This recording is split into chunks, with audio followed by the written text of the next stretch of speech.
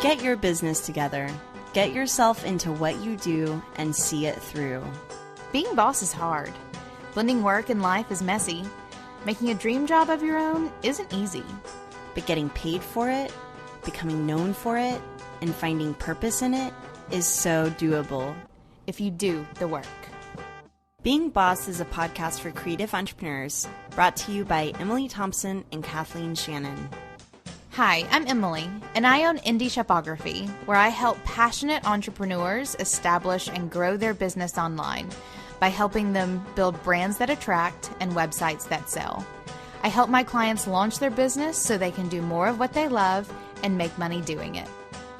And I'm Kathleen. I'm the co-owner of Braid Creative, where I specialize in branding and business visioning for creative entrepreneurs who want to blend who they are with what they do, narrow in on their core genius, and shape their content so they can position themselves as experts to attract more dream clients. And Being Boss is a podcast where we're talking shop, giving you a peek behind the scenes of what it takes to build a business, interviewing other working creatives, and figuring it out as we go, right there with you. Check out our archives at lovebeingboss.com. Welcome to episode number 40. This episode is brought to you by FreshBooks Cloud Accounting. Hey guys, today it is just Emily and myself, and today we're going to be chatting about life and feeling like a boss. So the other day I was talking to Tara, my business partner in Braid, and I was feeling a little bit disconnected to our money situation. So I asked her to show me what we had going on, and she opened up our FreshBooks account and went to the dashboard, and I could see really succinctly and easily the money going in and the money going out. I could see what we had billed and what clients had owed us. I could also see our expenses and our income. And it was cool because in the FreshBooks dashboard, it's compared month by month. So we could really start to see trends, and we could say, oh yeah, we felt really busy that month, but we're not really getting the money until a couple months later. So that was really interesting. But then she also pulled up this FreshBooks report card, which you can only find in the bottom utility nav of FreshBooks. And if you click on report card, it will compare how you're doing to other creative entrepreneurs in your industry. So I thought that was really fascinating to see what other creatives are billing and how often they're collecting money. So that was really fun too. FreshBooks is the easy-to-use online cloud accounting designed specifically for creative entrepreneurs who did not major in financing. They are there to help you run your business and make you look like a pro while doing it. Try FreshBooks for free today. Go to freshbooks.com/beingboss and select Being Boss in the How Did You Hear About Us section. Hey, Emily. Hi, Kathleen. How are you doing? Good. How are you? Good. It's just us today. It is just us today. We interjected an extra episode into our calendar so we could hang out together. Well, it was more like we messed up our scheduling, and instead of having to go in and fix every episode on our calendar, we decided to just throw in an extra episode. Yeah, that's how you fix things like a boss. You work harder instead of working harder. We're literally too lazy to change our calendar, so we decided to record an episode. Right. I like that. It fits well. I'm excited to catch up with you. What's been going on? I am too. I've been a hermit lately. A little bit of a hermit, settling into my new house. We are making ourselves leave the house occasionally, which is just not a bad thing. We're gonna go rock climbing tonight, and been doing some just fun stuff around town. I quit Whole30. How many days in were you? We were 18 days in and we quit. Wait, why? For a couple of really good reasons. One of which, so I lost like 15 pounds this summer. Whoa. Yeah. Did you need to lose 15 pounds or were you feeling too skinny or? No. I think I probably needed to lose probably about 15-ish. And so we started like road tripping was huge. Like whenever you eat nuts and granola for 40 days, like you just naturally lose a bit of weight. And we were drinking kombuchas like every day. Like we were eating pretty good. Minus the fact that I literally ate French fries across the entire country, which is something that I will now brag about forever. Do you feel like a French fry connoisseur? I am a French, like that's actually my favorite food is French fries. So who has the best French fries? Oh, the best French fries I've ever had were at Nico's in Chicago, and they were white truffle and Parmesan fries. They were the best fries I've ever had, ever. Anyway, total French fry connoisseur. But anyway, so Whole30, back to Whole30, Kathleen. We were about 18 days in, and we were sitting out on the front porch, because that's what we do every morning now. We were sitting on the front porch, and David talked me into quitting. And part of that's because, like, I was, like, losing more weight. Like, I'd lost about 5 more pounds since starting Whole30. And, like, it was getting to a point where I was getting a little concerned. But so was David. So David's already really thin. And, like, the trip out west made him lose about, 5-10 pounds, which David does not need to lose 5-10 pounds. And then Whole30 was making him drop a couple of more, which is a little concerning. So we decided to have pancakes. Basically. But anyway, so we stopped our third Whole30 a little over halfway through. We were both very, very comfortable with that decision. We still have yet to drink. We still haven't drank, which is a thing that you quit on Whole30, and we haven't really done much else. But David needs to bulk back up a little bit, and I needed to stop losing weight. So we cheated on Whole30, and so now I'm eating whatever I want again, which is fine. I found that after doing 2 Whole30s, now it's just about a little more about moderation. Like, I love the not having to decide whether or not I'm going to be moderate. Yeah. I'm a much better abstainer than moderator. Mm-hmm. But now these days, I just can't feel bad for having a bowl of oats. I agree. Well, my thing was like lentils and rice and beans. Like I wasn't wanting to go out and have like a cheeseburger or anything. Like we have yet to eat gluten, which we've been going pretty hardcore gluten-free for the past 10 months or so.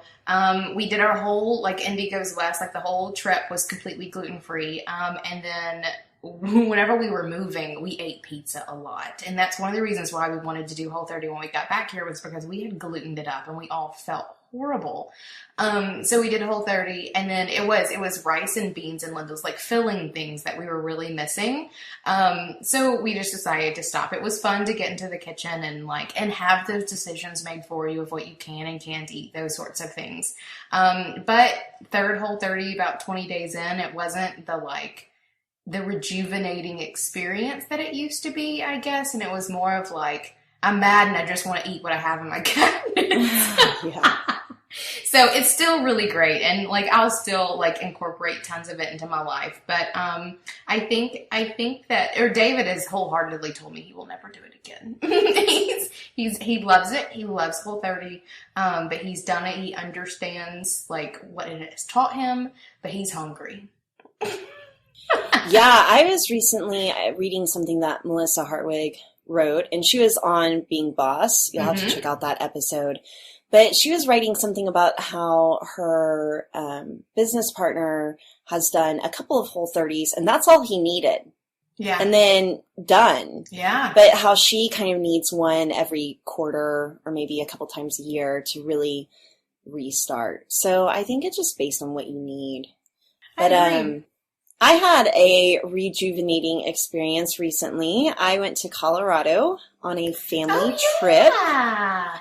And it was hard because I think I had asked in the Being Boss Facebook group if anyone had recommendations, and people were like, "You're going to be here? There's a Being Boss group getting together and people wanting to meet for coffee," and I had to just say no. So I made it family only. I didn't even bring my laptop. My husband didn't bring his laptop. And the big thing was we were trying to decide whether or not to leave our baby at home with my mom and dad or to take him. So we decided to take him. And all my friends were like, leave him home. You need to go have a good vacation by yourselves. But I'm so glad that we took him. Good. He was just fun to hang out with. But Colorado was fun. Colorado was a lot of fun. My favorite part was we went to the botanical gardens. Oh, yeah. And it was just so inspiring. Oh, I love shit like that. Which, calling it shit just shows you how much I appreciate it. We have, here at the aquarium, they have a butterfly garden. And that is the one place that I can take Lily where she just chills out. And she will watch the butterflies and look at the plants. They also have like a family of mice that have moved into the butterfly garden, which is hysterical. So good. I'm glad that you found so much like happiness and inspiration at the botanical gardens. It was good.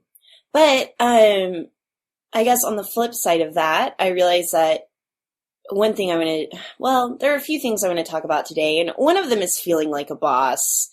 And one of the things I realized I needed to do to feel like a boss was to get some help around my anxiety, which I didn't realize I had until I found myself in my midwife's office asking for a tubal ligation. And she was like, "What's going on?" And then I cried. So I decided to get some help for my anxiety. And someone was just talking about this in the Facebook group, like, what do you do whenever you're really feeling fear and anxious? And I had just listened to a podcast with Laura Tremaine, who is the Hollywood housewife. She has a regular podcast with a woman, I think named Megan. And the podcast is called Sorta Awesome. And I can't wait to catch up. I'm going to have to binge on all of the episodes. But I listened to their one on anxiety, which made me want to talk about this because it's something that I was probably feeling a little bit of shame or embarrassment around. I mean, we have a podcast called Being Boss. I need to be boss enough that I don't have anxiety, or I need to be able to mindset my way out of this. So I was listening to her episode on anxiety, and a lot of the things that they were saying really resonated. And I was like, oh, maybe I do have anxiety, and maybe it's always been such a part of my life that I never recognized it as such. So since having the baby, though, I think that triggered a lot more anxiety. So I am now seeing a legit therapist. No more energy doctor. Like, I'm getting real help. And so I feel really hopeful to see what aspects of anxiety have been, in a way, productive and made me who I am and have made me a boss, and what I can use and harness, and then what I can kind of let go of. So I just want to say that if anyone needs help, to get help. Good. Oh, I agree. Whenever you told me that the other day, I was so excited for you, because even like since having Fox, and we talked about this before you had Fox, like what was going to change, because we've been having these conversations for years at this point, literally years. And there's definitely been a huge shift in you, like both as becoming a mom, but also, I don't know, just sort of a deeper bit of angst and anxiety and like pressure going on in there. So I'm glad that you found a way for you to, not really cope and deal, but just live. No, that's exactly right. Cope. We're going to cope with all this. Well, and I think it's a lot of things happened at the same time. I had a baby. I'm growing a business. It just started to feel like a lot of pressure. And then it's stuff that I felt dumb or ungrateful for being stressed about. Like, I'm so lucky. People would kill to be in my position, and I'm stressed about it. So I think that I was feeling some shame around my anxiety, and that's kind of why I wasn't getting help for it.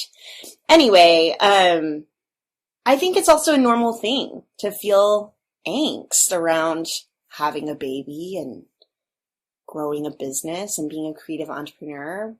So then I was thinking about what are some things that I do that really help me feel boss, even whenever I'm a little shaken, maybe, or whenever my confidence might be a little lacking. So for me, it always comes down to an awesome manicure. Like, I know that sounds really shallow.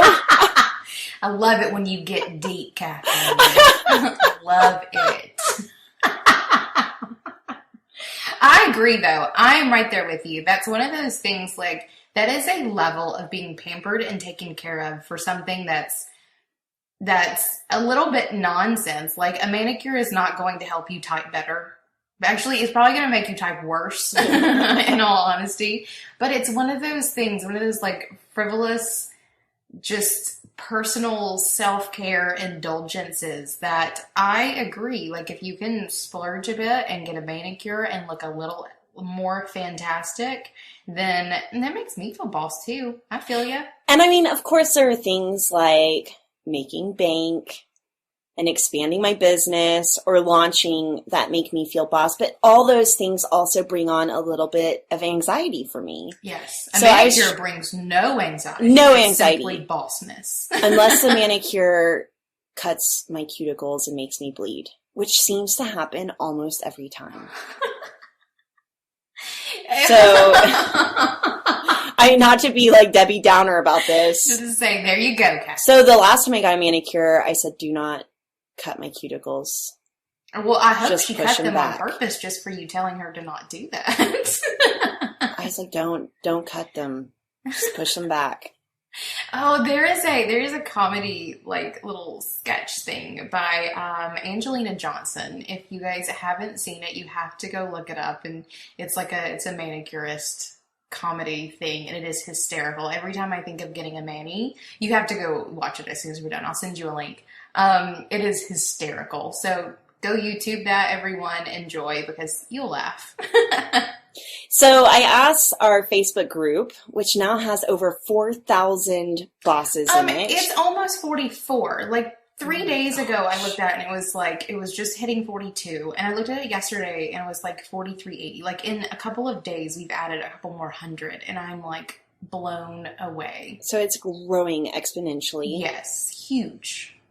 So I asked them what little things make them feel boss, and I just wanted to share what a few of them said. So Nina D said, killer heels and being physically fit. It's not exactly a tangible item, but knowing I've dominated my last boxing or strength session definitely makes me feel like a boss for the day. High five.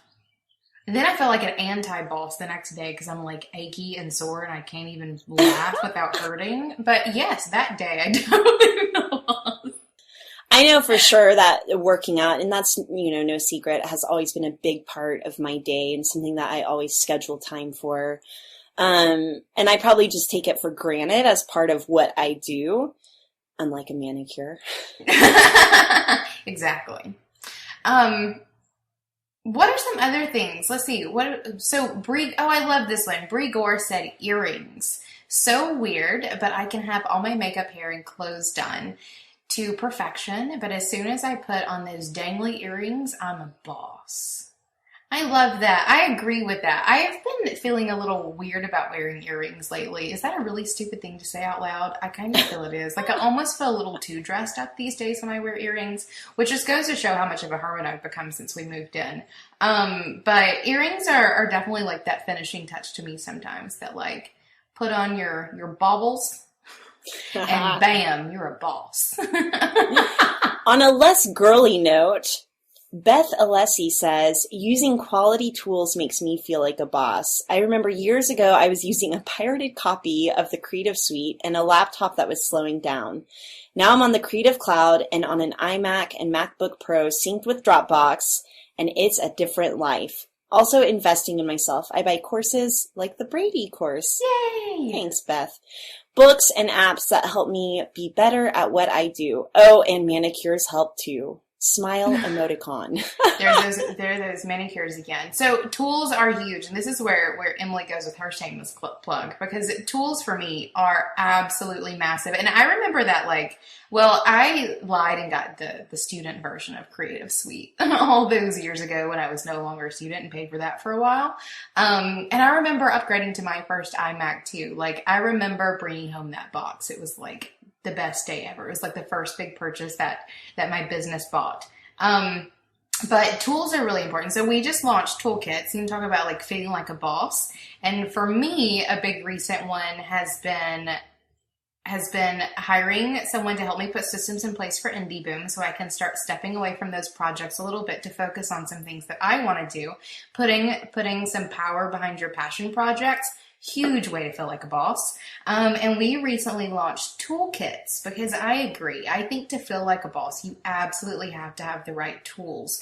And so we created this fun little subscription service so that every 2 weeks you get a toolkit, which is a lesson, either video or audio. The first toolkit was a walkthrough of Google Analytics for small businesses and how those metrics can help their business, along with like worksheets and other resources. So tools for me are massive. I totally agree, Beth. And if you want to check out our toolkits, indieshopography.com/toolkits is where you'll get all the goods to help you build a better online biz.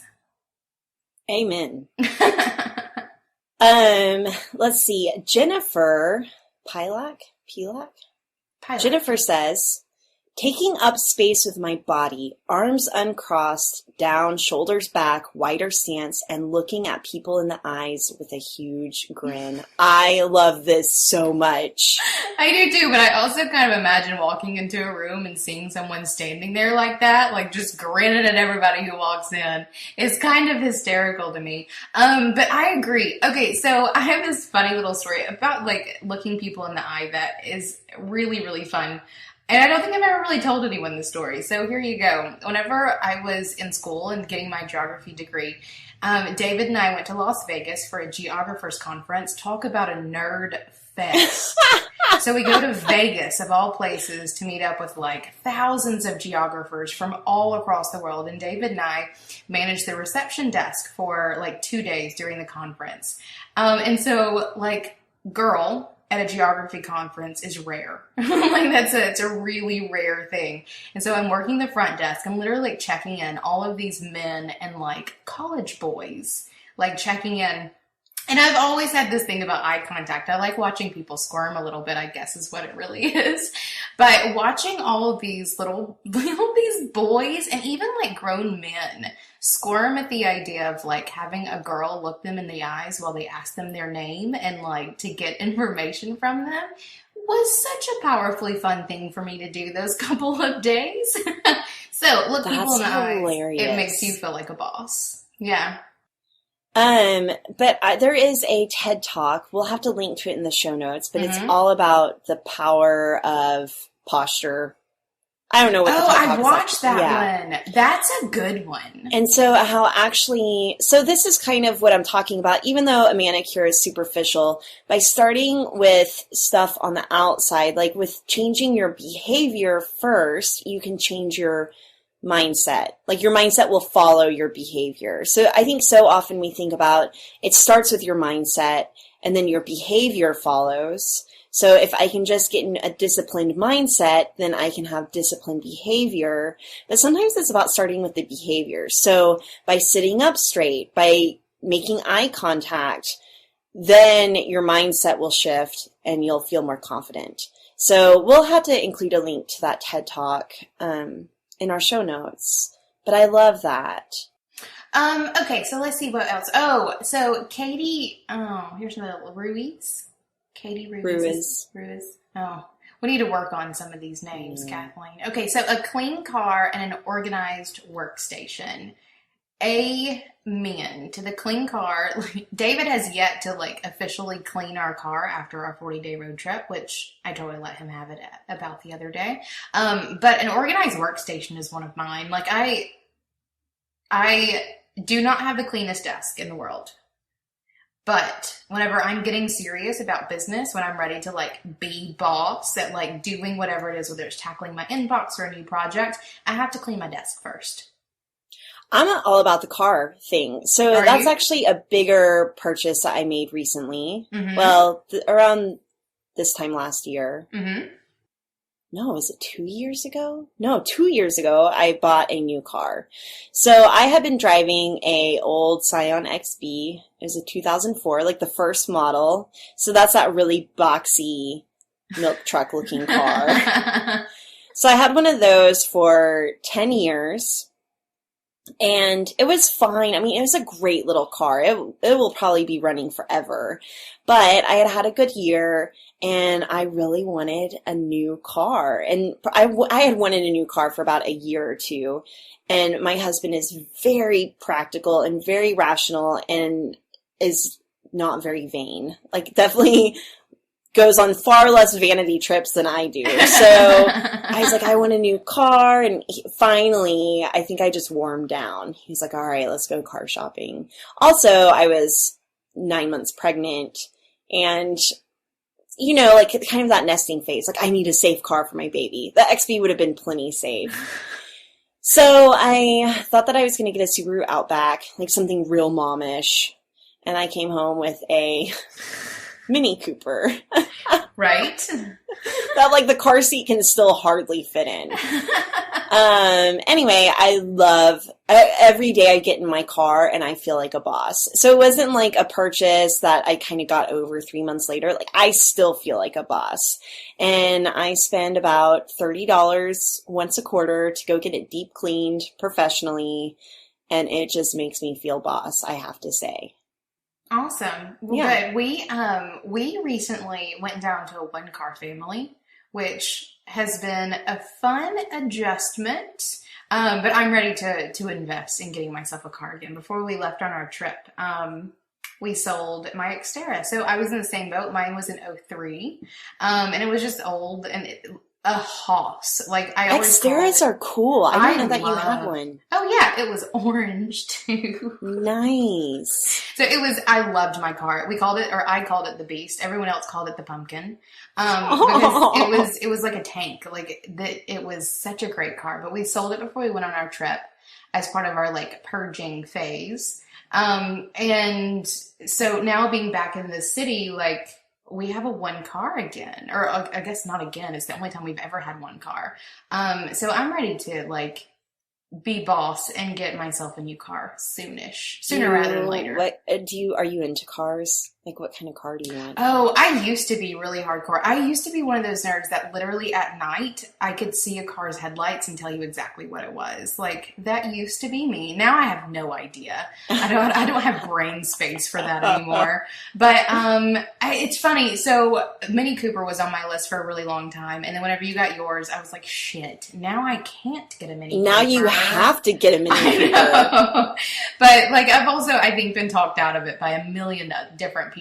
I know, they get really mixed reviews. I have to say, Yeah. I would not have bought one if I didn't live within 10 miles of a Mini Cooper dealership.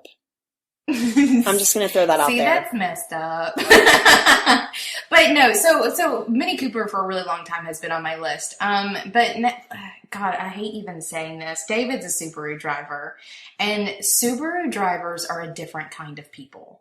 Like, there is a brand loyalty there that, like, makes my stomach hurt a little bit.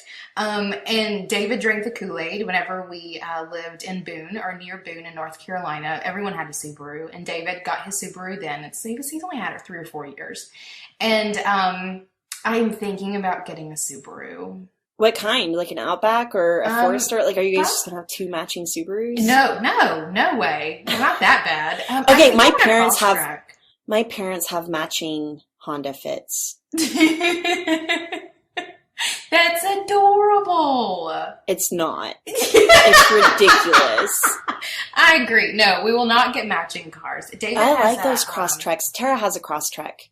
Yeah, I remember talking to her about it while we were there. David has a Forester, I think. And I think I want a Crosstrek. What else have I thought about? For a really long time, I wanted an FJ Cruiser, but I think they stopped making those, and it's just too big. And also just the gas mileage. I kind of wanted a big beast of a car, and I just could not get past the gas mileage thing. It just feels irresponsible. That's one of the reasons why we got rid of our Xterra, was because I'd stopped driving it. Like, I literally hadn't driven it in like 5 years because...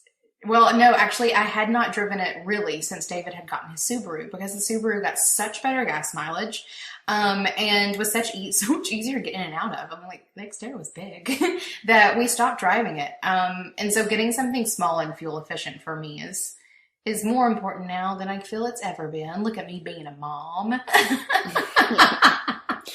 I feel like people are really getting like here's what Emily and Kathleen actually talk about. This is the kind of shit that we talk about. Okay, so anyway, cars are really boss. Or buying big purchases like that, especially like a car. I mean, shit, I just bought a house. And we got our deed the other day, and David was like, this piece of paper proves that we own, like, the house that we live in, the property we're standing on. Like, it's definitely the biggest thing that we have ever purchased, and it makes me feel boss as fuck. Like, hands down, the most boss I've ever felt. So, like, I definitely think that buying big things and then taking care of them, this house, moving into it, we had to do some really nasty things. Like, to clean it up, we had to vacuum out the bottom of our freezer, of like a really nice freezer, like stainless steel appliances that were just shit because they had not taken care of them. That's not very boss. Like, making big purchases and then investing your time and energy into them and taking care of things, like having the clean car or just not making your freezer look like that. Those are boss things, like being proactive in your ongoing happiness and investments. So Janine Elise said, #bank account.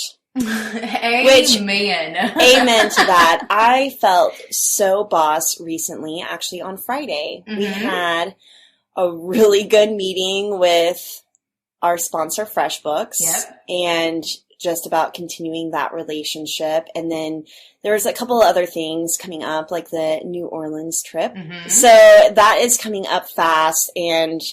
But then also, business is picking back up for the fall, and looking at my bank account. So we made a lot of money too for being boss on Friday. We did. We made a lot of money for being boss, which really, let's talk about what that means, because you and I have both talked very seriously lately about what our ongoing roles with being bosses and the roles that our sponsors play in that.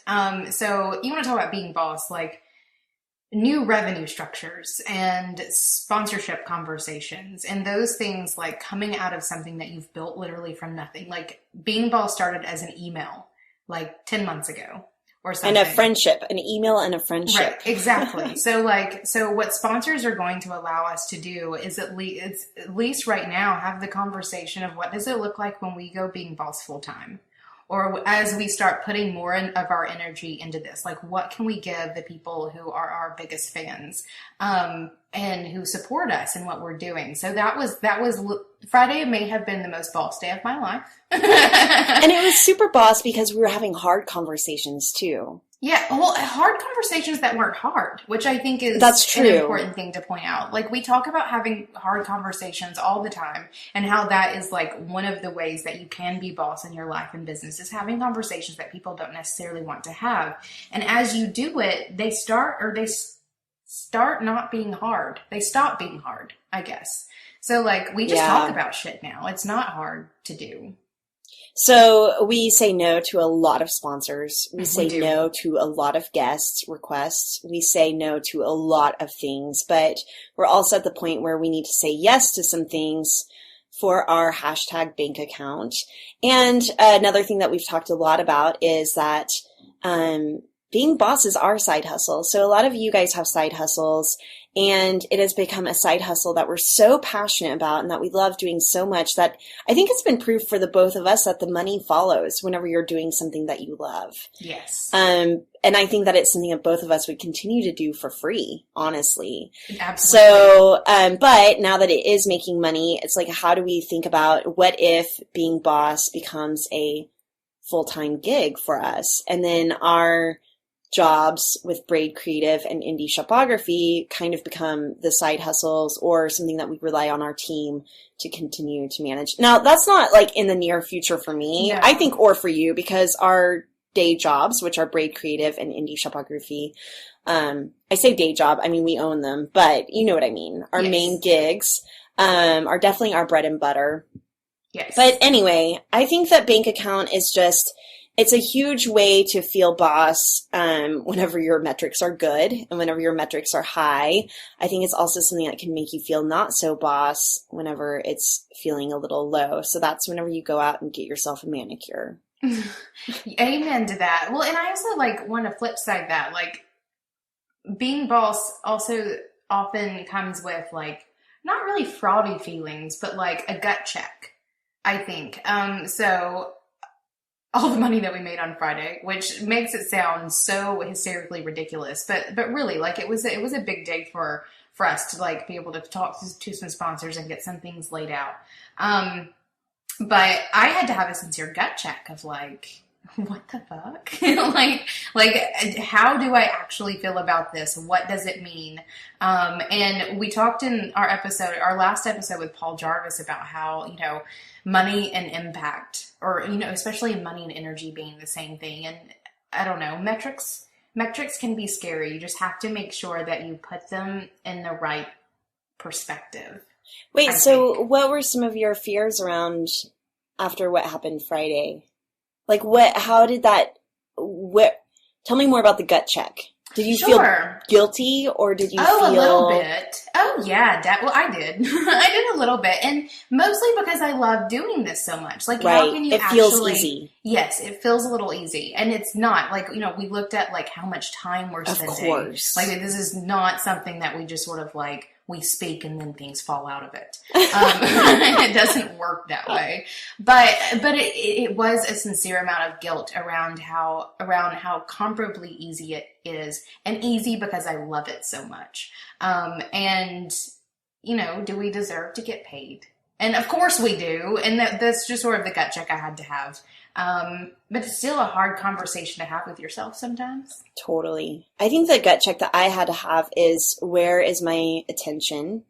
And so, yes, being placed. And so not feeling guilty towards my other roles and responsibilities in Braid Creative. And one thing that I've been talking about recently on Being Boss, leading up until now, is another side project that I had been working on. Mm-hmm. And that ended up, I decided that I couldn't do it anymore. I was just spread thin. And I think especially after talking to Jason Zook and Brian Clark of Copy Blogger, and people saying that you have to know why you're doing what you're doing. I had this dream of becoming a portfolio entrepreneur and expanding. Whenever really the side project that I was working on, I was excited about it, but ultimately it was making me do none of my jobs very well because I was just a little spread thin. So I think that whenever I saw Being Boss doing really well, I was like, okay, I need to make sure that this isn't a distraction from how I get paid, or that it's not going to create any sort of hard feelings. And so those are conversations that we had too. Like, what if Being Boss became the main thing? What does that mean for our other businesses? And that's something that I think we're still living in that question a little bit, but that we're definitely exploring. And I think that's part of Being Boss is understanding, like, getting clear around what you're doing and why you're doing it. And for me, I just lost my train of thought. Well, good. Well, for you, I think one of the things that I noticed a lot was that other project, it wasn't feeding you, it was draining you. Like, every time we spoke about it, you never spoke about it with the same excitement that you speak about Braid or Being Boss. And I also love that whenever you let that go, it was filled up by Being Boss very quickly and easily, which I hope for you was just confirmation that the decision that you made was not a bad one. Because, I mean, I can even tell, like, you got today's agenda done hours earlier than usual. But it's still like 10 minutes before we actually started. Well, true. It was still her. But here's what it was. There was some energy around it. It didn't feel forced. It was like, hey, this is a natural conversation that we need to be having about feeling boss.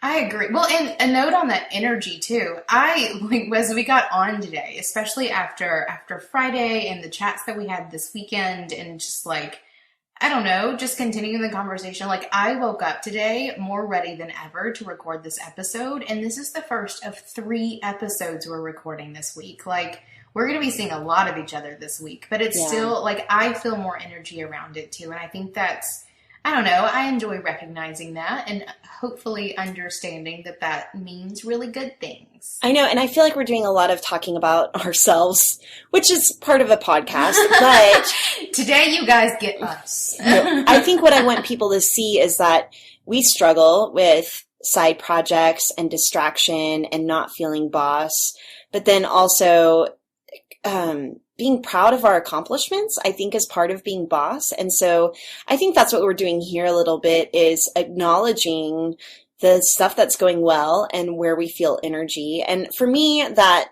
side project that ultimately didn't work out for me, I think what it did is it did give me some good perspective on where I do need to focus my energy and what to say yes to and what to say no to. Because I think for a while I just felt really confused around what I was passionate about. And there were some things that aligned that made it feel like the universe was bringing me this side project and I should say yes.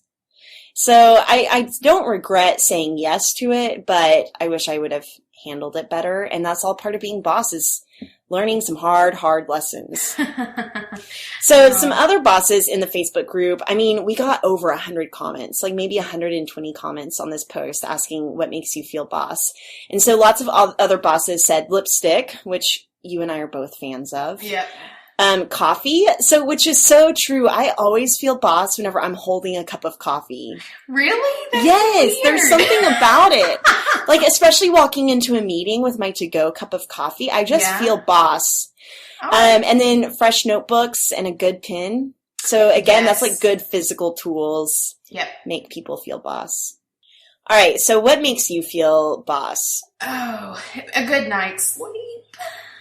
Oh, that always makes, and this is also coming after a very not good night's sleep. So I sat down to write that down and I was like, you know what makes me feel boss? Sleep. I said it in anger, but really for me, and I talk about it all the time, I need sleep more so than most people. So for me, a really good night's rest, a really great meal. So I love either being able to go out and just sort of eat really good food and drink some good wine, or to buy some really good food, hashtag Whole Foods, and coming home and cooking it, which is something that I sincerely enjoy doing. So for me, enjoying a really good meal with people that I love, or definitely not but with people that I love, or like cooking it myself, makes me feel really boss. And then also a really bitchin' pair of boots, because that's a lot of people said that in the Facebook group. Yeah, I will stomp around all day long in a bitchin' I feel boss in some boots. Yeah. Which means that fall is coming up, and I love my wardrobe in the fall much more than summer. I just like not feeling like a sweaty person all the time. But like some leggings and boots. Yes. Yeah. So let's talk about how you can feel like a boss when it comes to your employees. Okay, so recently I had a friend, and she was like, I would love it if you guys would talk about actually being a boss on being boss. So being a boss of other employees. And I know that that's something that can be really tricky or sensitive, or I don't know. So like I wanted to talk a little bit about hiring processes. And I just wanted to say, like, a big shift in my business recently was hiring our assistant, Caitlin. Who is fantastic, by the way. I love her. Mm-hmm. I love her. But the way that I found her was literally doing an Instagram post. And she's not technically an official virtual assistant. So, like, we're her first kind of client that she does assisting for. So what I love about it, though, is that she had a lot of skill sets, and I literally just liked her email. So whenever I'm hiring employees, I'm looking for a mix of they can write a good email, they have the skill set, but then also there's a personality click there. Sure. So one of my favorite ways to hire employees is to do like an internship test first, especially whenever you are working remote. Which I think most bosses would be. One of the things that I have found is really, really helpful in hiring people, especially if you're really wanting to make them a part of your team, like if you are going to pay them as an employee, is to do an internship phase for everyone, a couple weeks. a couple of months, maybe three months or so, just to try it out so that there's clear expectations of this is just going to be to try it out, see how things mesh, because the team dynamic, especially whenever you're actually, no, it's not especially when you're working remote, it's remote or like face to face or in person. Team dynamic is everything. And I think that you can only test that out sometimes. You can't just know by having a couple of interviews with someone if that's going to work out well. That's something that I've been doing in my business for a while, and I very much so enjoyed that process. So speaking of team dynamic, sorry, I'm just going to jump in a little bit, but how do you balance being friendly but not being friends? That is, okay, so I learned this lesson really hard about 10 years ago. So my first business, my tanning salon, I hired friends of mine to help me run it, and they ended up stealing a bunch of shit from me. Yep, from under my nose. And I learned then to never hire friends, obviously, bad idea. But it also made me really distant from any like future employees that I had for a really, really long time.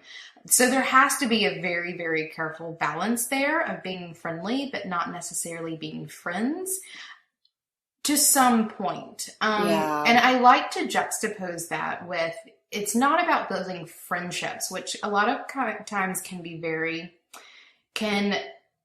still be very independent from each other. Like you're friends and you're not really counting on each other for things sometimes. One of the ways that I like to balance that is really, I think of my team as my family in a lot of ways. Like I was actually just this morning having a phone call with Val Geisler. I hired her to help us put some processes in place, especially since we've all went remote. And that's one of the things that we talked about was how these processes have changed, and not even our team dynamic, but our family dynamic. And I know that you obviously feel the same way. Your family is your team. Like you are partners with your sisters, and Liz is really, really close to you. So, yeah. I think it's not about being friends. I think it's building a very codependent relationship with your team that makes you feel a lot more like family than you do friends. Because then you count on each other so much more, and there can be less drama. I don't know. I think I have mixed feelings about that. I think I'm gonna have to think on that one a little bit, but there we go. There goes episode number 2. Based on employees. I know. I think we'll have to do a whole episode on employees. But so I did hire my best friend who does almost feel like a sister. Mm-hmm. And so we're obviously friends and we're friendly, but we are really good. I think whenever it works, and whenever it doesn't, it doesn't. So I'm always really open with her and careful that, like if she wants to leave, that's going to be separate from our friendship. But there is something about proximity that I think allows us to be better friends because we work together. I think whenever you're in the trenches with someone, it's hard to not become friends. And some of my sister's best friendships come from people that she used to work with. And, anyway, it's complicated, I think, whenever you're a creative entrepreneur, having the friendly but not friends boundary. But I would say, like with our assistant, Caitlin, I definitely feel friendly, but we're not friends. That might change after NOLA because she's staying in a room with us. We might feel more like friends after that. But I think it's just acknowledging that there's a balance. And so this is whenever it comes to kind of having to discipline your team without apologizing or feeling funny about it. That's what's really hard whenever it comes to that friend boundary. Sure. Well, see, and that I feel is when it's easier to think of them as family, because it's a lot easier for you to put your foot down whenever it comes to your children. I mean, not that I see my team as my children in any way, but sometimes it's a lot easier to assert yourself with people that you consider family than it can be with people that you consider even being vague friends.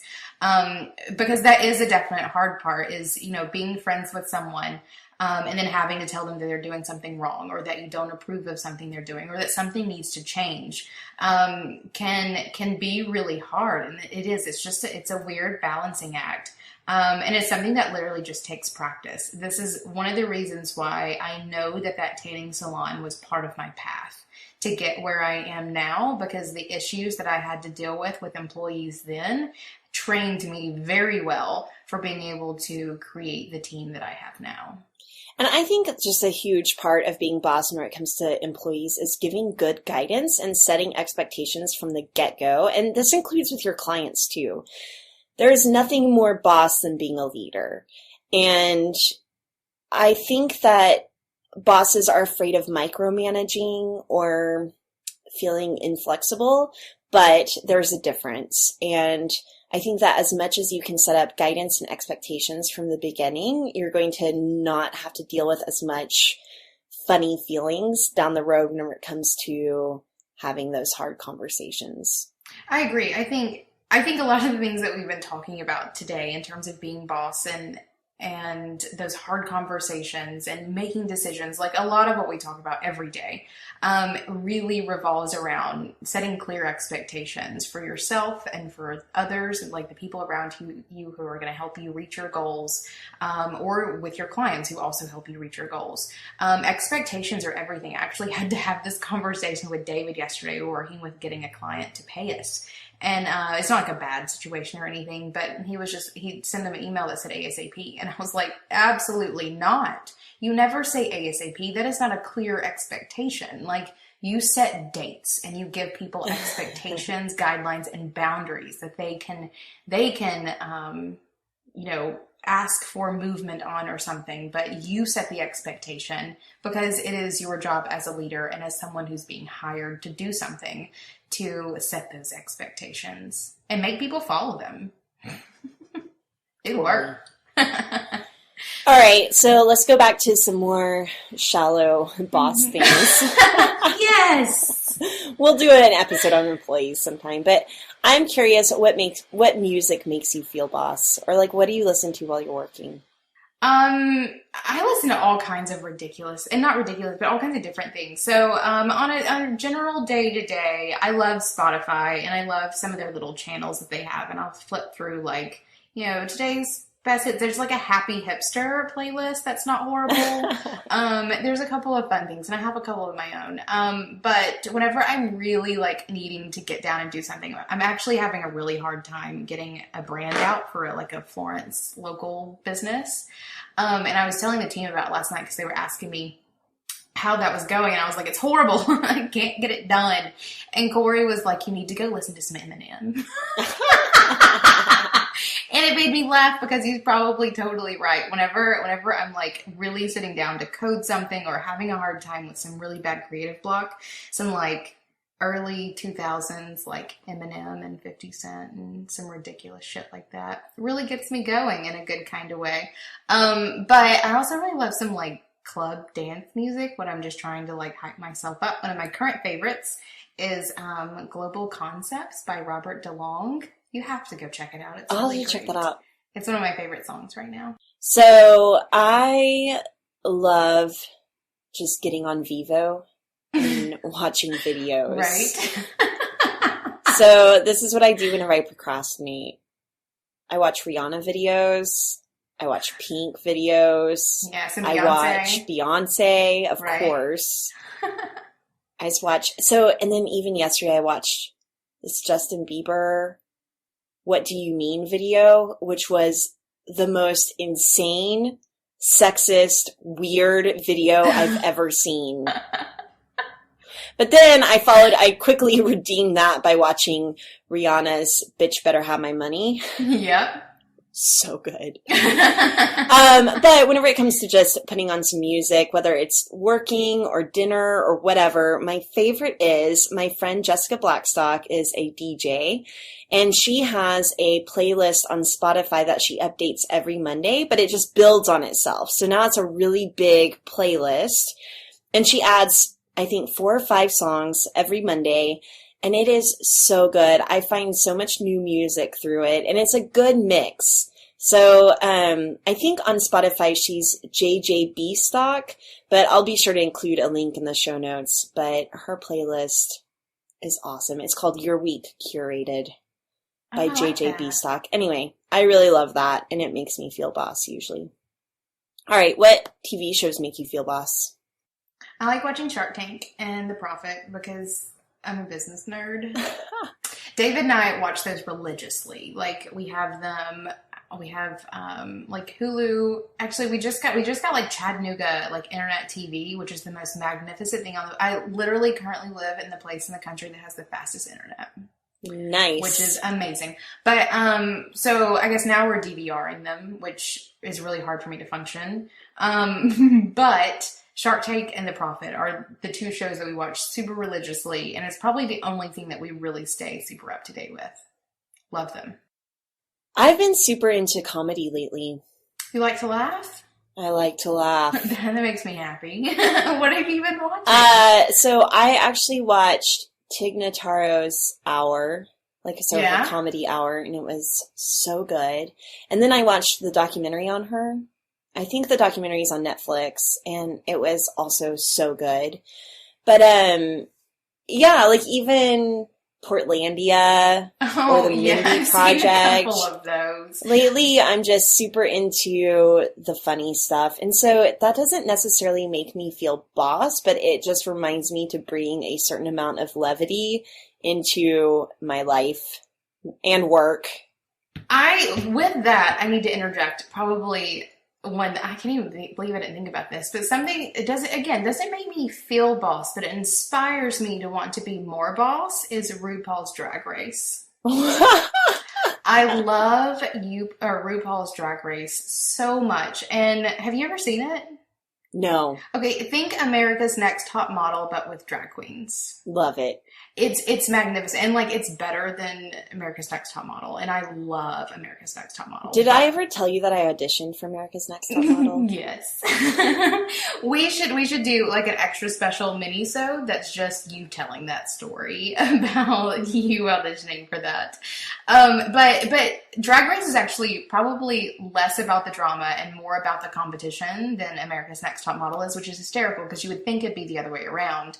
But RuPaul is such a boss. Like, okay, putting this into the universe, I want RuPaul on Being Boss. Like, I want that to happen someday. Because I don't know, just the energy and purpose that she has for making a place in the world for drag queens and that whole community makes me super, super happy. It makes me want to be that boss too. I love it. I feel like even some of my clients who have gone through the braid method, we always ask them what experts inspire them. And we've had a couple of RuPauls. RuPaul is magnificent. All right. Absolutely magnificent. That's what I will procrastinate today, not by watching weird Justin Bieber videos, but by watching RuPaul. What drink makes you feel boss? I put water. That's lame. Okay, so here is my thing with water, in that if I can be boss enough to just drink the thing that is like so necessary for me, then like you feel boss walking into a meeting with like your Starbucks cup. Mm-hmm. I feel boss walking in with like a big old jug of water because I'm gonna be hydrated as hell today. So. And maybe that's just some really pretentious Emily shit, but I really like drinking a lot of water makes me feel boss. But also, on the flip side of that, I also know my gin pretty well. So I love being able to walk into a place, see what gin they have on their shelves, and very knowledgeably being able to pick out what I want in my gin and tonic. So mine is, on that note, draft beer. I feel kind of boss whenever I can look at what's on tap and then choose my favorite. What is your favorite? I mean, usually I will drink whatever's local. Good. So if I'm traveling, I want to drink what's local. And I like a good IPA.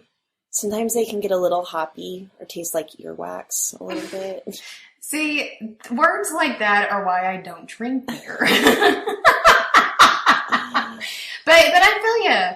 I had a really good pumpkin ale the other day. So seasonal, like what's in season. Yeah. Or what's local or what's kind of hard to get. Yeah, so that's just as pretentious as my water. I mean, yeah. Basically.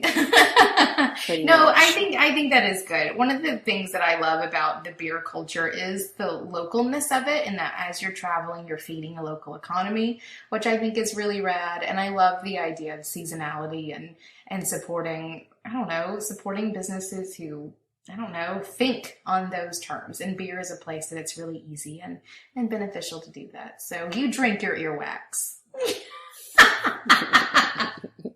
I'll drink my gin and water. Oh my gosh. Anything else? Is there anything else you want to talk about? I don't think so. Can we give them the last message? I feel like we just talked a bunch of stuff today. So, like, I think, like, the overarching theme here was feel like a boss. Like, Kathleen and I don't always feel like a boss. Like, there are plenty of days that we get on these Skype calls and we're like, what are we talking about today? Let's, like, fake it till you make it. Like, what do we need to do to be here? But as you cultivate many of those days, they turn into days where you're just like, you know what? We are boss.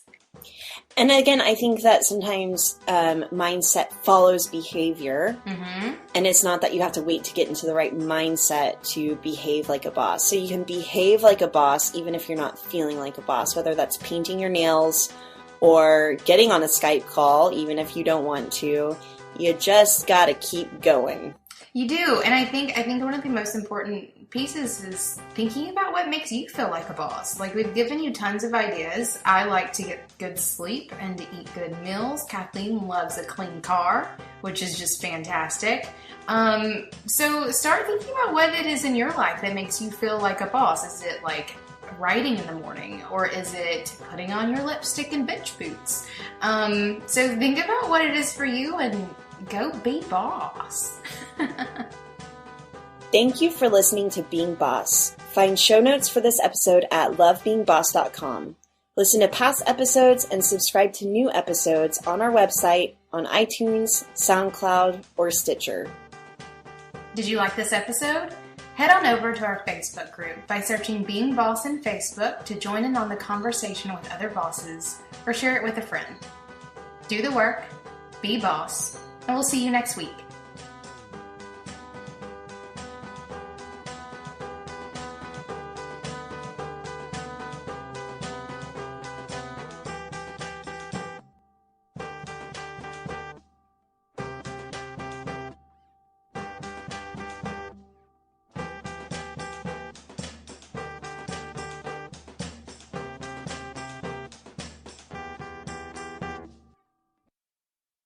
I completely agree. So some of mine... Okay, wait. What? I have to pee so bad. I'm about to die. Go pee. All right, I'll be right back. Dance, dance. Oh my God. I thought I was going to pee myself whenever I stood up off the bed, which I'm recording on because it's the most soundproof place in my house. We need to work on our kegels. Oh, man. We're going to work on those together. We're going to do like a pre-podcast recording kegel exercise from now on. Can we do that? Or like every time you say amen, kegels. You know what I'm doing. I'm going to stop saying amen if I know you're doing your kegels every time I do it. Jeez. Oh, sorry, okay. Corey. We're always talking about embarrassing stuff. I know. Corey knows more about us than he ever wishes he did.